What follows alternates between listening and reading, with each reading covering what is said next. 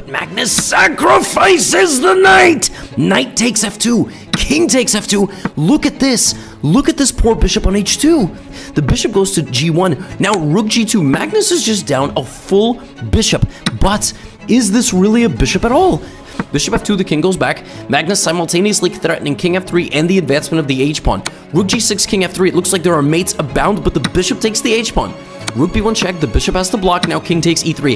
If Hikaru loses both of the pawns, then Hikaru is going to be in a drawing position, or he's going to lose, right? Hikaru's got to win the pawns. Rook and bishop versus rook is a draw. Now, rook to b6.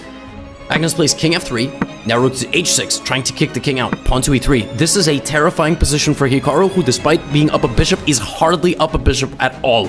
Rook h3 check, king to e4, rook h5, pawn to b4, rook h2, Hikaru shuffling, unsure, does he defend, does he counterattack, what does he do, because the king and the rook for black are defending all of black's pawns. Rook to a1, just questioning, now rook to b2, king into f3, and that's it. Magnus has taken Hikaru's penultimate pawn. The pawn on a2, hardly a pawn at all. That pawn will probably fall in the heat of the battle. Hikaru now has to probably change his attention completely to just making a draw.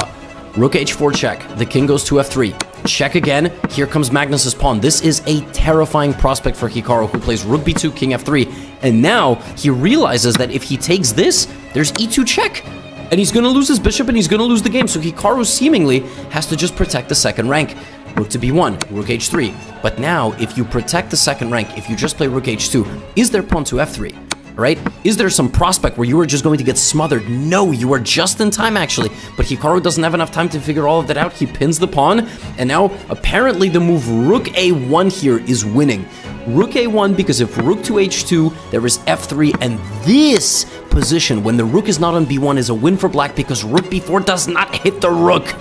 That was the difference. In the other position that I showed you, this comes with a tempo on the rook. But in the other version that I showed you with the rook on a1, in this position, black can play f2, and the game is over. Black needs to hide the rook to be able to push the pawns.